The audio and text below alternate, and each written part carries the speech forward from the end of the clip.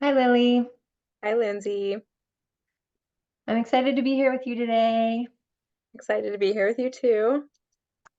Um, we wanted to get together to share some thinking that we've been doing in the form of writing of a paper that we've been working on, a journal article. But the article is based on our respective practices in public innovation and social innovation, transformation, transformative learning, design, many fields that we draw on uniquely, and also lots of shared space between us. And I'd say what brought us together around the writing was that we were finding we were having some shared experiences of working with these really messy, ambiguous, liminal spaces in between. Mhm. And so we wanted to share, and not in a general way, but we got quite specific about it. We've been able to get quite specific about it. So I think for me anyway, it's been super helpful to be in this writing dialogue with you to help me get clear about my thinking and my practice in these like messy, difficult spaces in between. Mhm.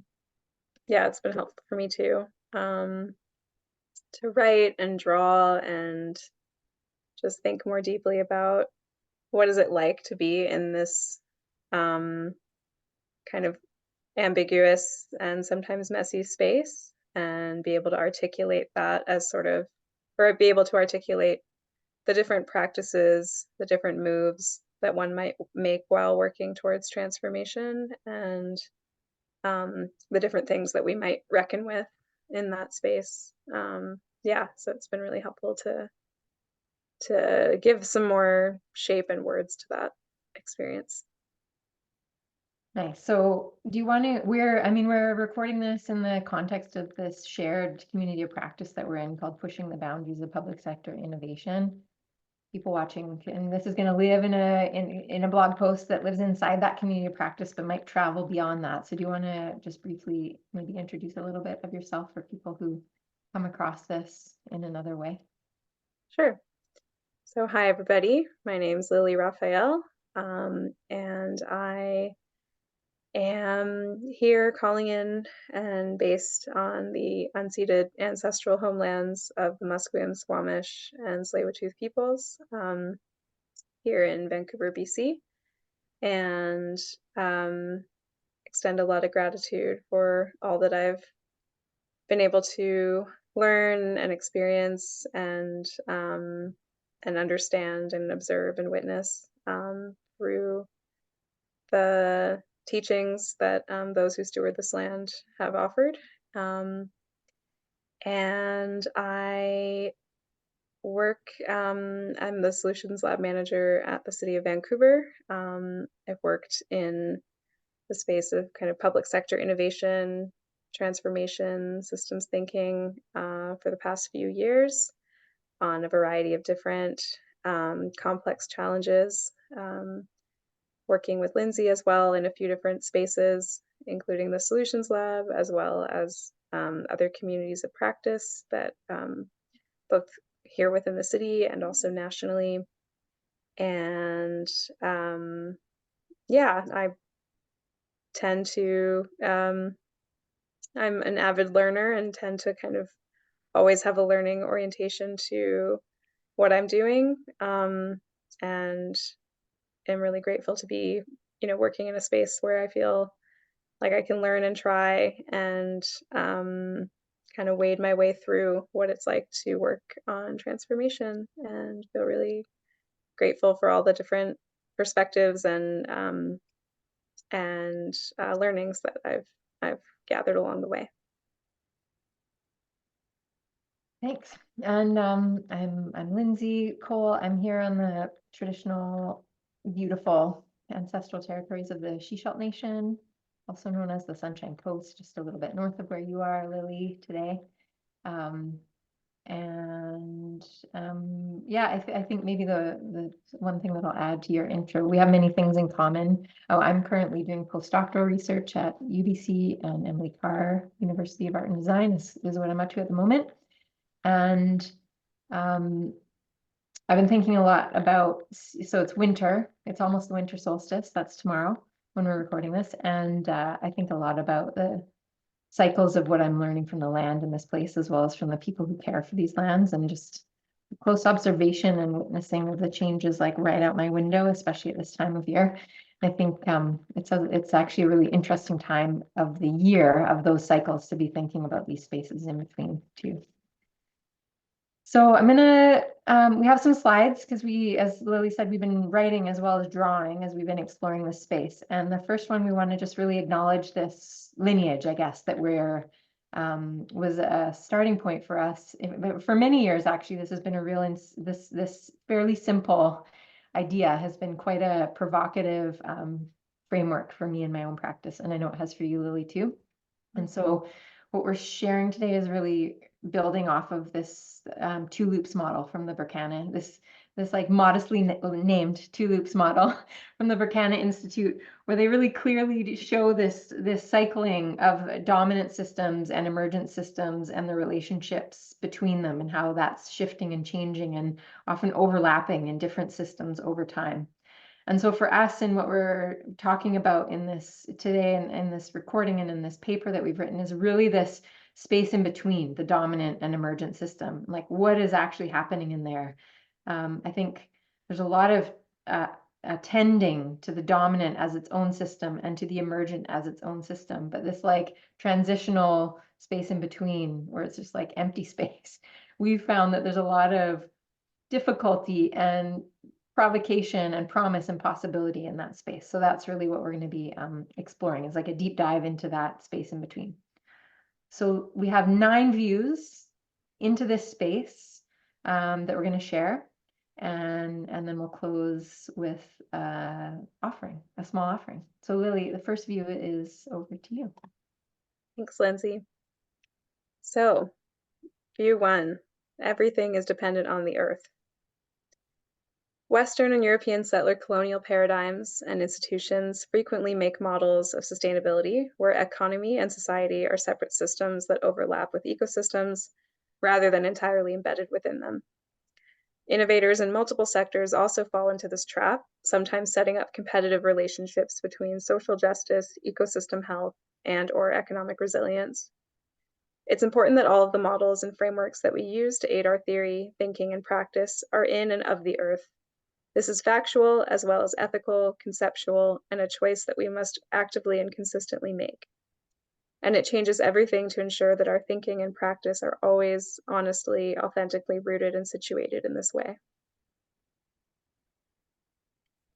Zooming in a little bit to view number 2. Not everything is new or novel. Much of what we are looking for has already been and already is. Dominant ways of knowing and being like to tell very short and narrow stories of history, usually from the perspectives of those who hold or impose societal power and privilege. We will not get into the why of this here. Instead, we'll focus on the implications and consequences for social innovation and transformation processes. There are such deep, rich, nuanced, and place-based histories that are essential stories of now and stories of becoming.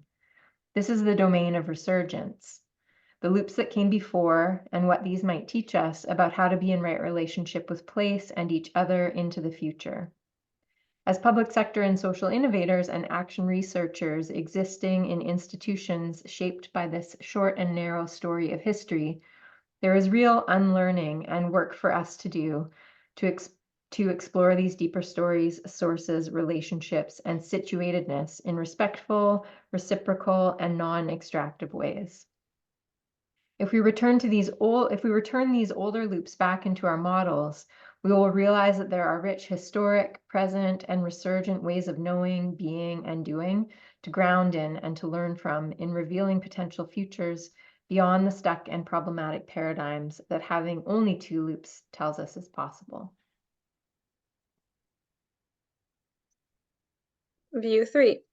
We each have unique experiences in and with these spaces. We all have different histories, lineages, lived experiences, worldviews, ethical orientations that shape how we see and experience a model like this. Even though we have this helpful schematic, we will all see each aspect of the model in our own ways. Some will use their lenses more like telescopes to look way into the past and or way into the future. Some will use magnification, focused on the here and now. Some may have a rose or technicolored tint. Some may see things in black and white, and others in varying shades of gray. These perspectives can all be helpful if they are explored, listened deeply to, held with care and curiosity. There are many ways to see, feel, and experience systems, and there is much to learn and to teach from these different experiences. At the same time, there are experiences that are less centered, marginalized, oppressed, and actively resisted, and experiences that tend to dominate and overrule the others, and active rebalancing is needed to correct for this dynamic. View number 4, moving away and zooming in a little further. Moving away from the dominant system is a steep climb. When the loops are inverted in this way, so you can see they flipped, the dominant and emergent systems are flipped. They tell us a different energetic story. Instead of the dominant system being a pinnacle of achievement, it is instead a deep trough that is very difficult to get out of. Instead of a downhill slide from the dominant and into the emergent system, it is a steep climb out of what is, and another steep climb into what we are moving toward. When in the trough of the dominant system, rather than at the peak in the other version of the model, you may not even be able to see that there are adjacent possibles. All you can see are walls on every side.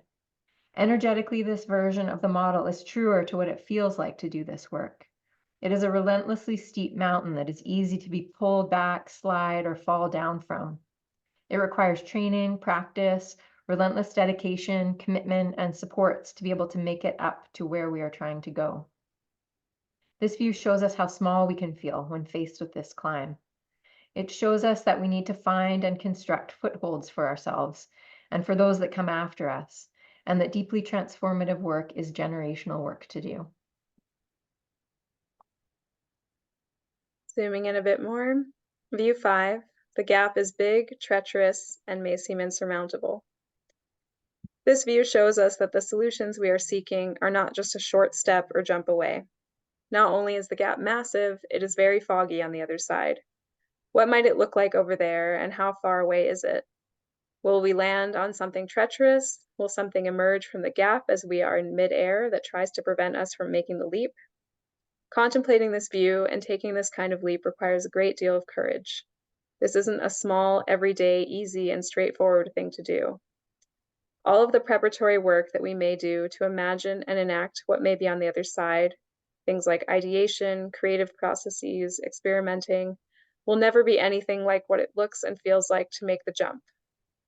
This view tells us that sometimes we jump and the gap is too big and we fall or fail, likely more often than we make it across. In addition to courage, there is a relentlessness and sacrifice here, contending with big risks and likely failures, and how this feels in a deep way. Yet we do this over and over. We sign up for this work knowing that it is going to be very scary, difficult, and dangerous. Okay, zooming right in. As far as we could imagine we could go anyway at this point. View number 6, we can't be light enough for the leap until we let go. So this view tells us that the effective strategy is not always to add more tools, knowledge, experiences to our backpacks. The growth and accumulation obsession that capitalism has taught us may not help us here. More is not always better. Sometimes we must shed things that we think we know and leave them behind so that we are light enough to make the leap. We need to make room for something else to have the space to emerge.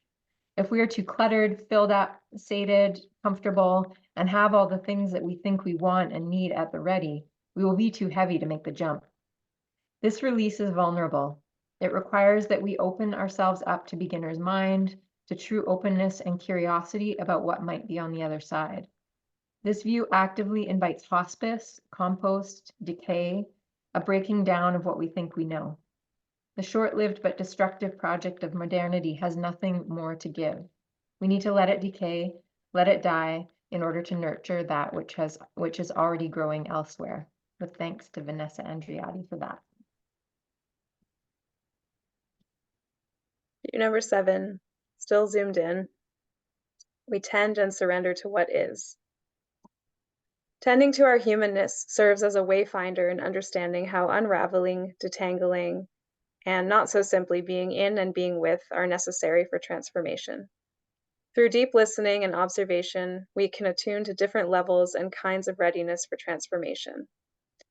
Rest can be a powerful and essential act of refusal and refuge in the face of dominant systems of oppression. Thank you to Tricia Hersey for that wisdom.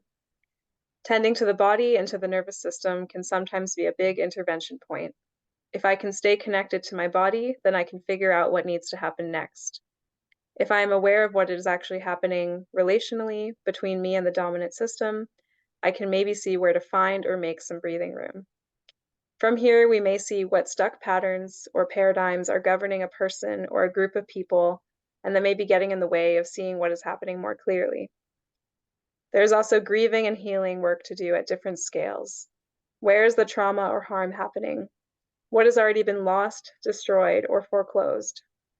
What needs to be healed within myself, between us, and within the larger collective?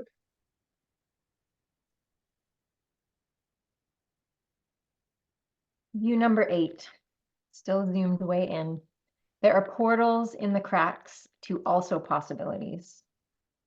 The dominant systems are so powerful that when we think we are imagining and enacting a desirable emergent future, we are quite probably still recreating a slight variation of what already is. This view tells us that there are portals in the cracks of the in-between, and that what we need is to make and be ported entirely elsewhere. This view reminds us that we are not hemmed in to always reacting and tending to the dominant what is, but can instead attend to parallel also realities. A powerful intervention for transformation is to stand or swim at the edges of places that we may not even be able to imagine from here. Simply thinking about, knowing, and trusting that a portal might reveal itself or be made is itself an act of transformation. As practitioners of transformation, we search for portals, and when we find them, we figure out what is needed to hold them open and try to sing, speak, dance, rest the portal into being. Trusting and following the yeses within ourselves and in others, and being of service to those who are ready and wanting transformation can help to open up these views. Being even more ambitious with our theories of transformation and articulating this clearly and courageously can help to move us off of past dependencies and make visible new tracks to follow. And view number 9, zooming out a bit. There are fractal, diverse, and multitudinous possible futures. Nature teaches us that diversity is essential for well-being and thriving. When we open ourselves up to the idea that a healthy future for all is something that we can't really imagine from here to there, we need to open up, explore, experiment with diverse options, ideas, and possibilities. Nature is experimenting all the time. That's how we've come from single-celled water-dwelling creatures to the massive proliferation of life and death that we see around us every day. Showing multiple possible future fractals reminds us that we are fecund, abundant, and bountiful. It helps us to counter experiences of scarcity and the ideas that come along with that. Things like competition, survival of the fittest, fear, hurriedness. It invites creativity, multiple ways of knowing and being, multitudinousness, generosity, non-attachment. That there isn't one single dominant, correct, desirable version of what we want our futures to be. Thanks, Lily. So I'll put up our contact information and ask if you wouldn't mind reading us out with a poem that you've written inspired by this work. Absolutely. Thanks, Lindsay. So I wrote a poem during our process and would love to share it with you all. It has no title, but it has a lot of reflection in it. So here we go. Feel the sludge. Feel yourself. Feel where you and the sludge meet. Do you feel how it moves in response to your movement? Feel your ankle bones create pockets in the sludge. Try the same thing with your knees and elbows. Send out love every time the hard, crusty crap scrapes your skin. Love is the through line. Love will cure all. Rest when you need to. May the movements get easier. May the pockets become so spacious that you can dance fully. We're not just going for wiggle room. That would be skimpy. May your dancing melt the hardness. May all turn to muddy water. Return the mud to the earth and be the cleaner of your own mess. Thank you. Thanks, Lily.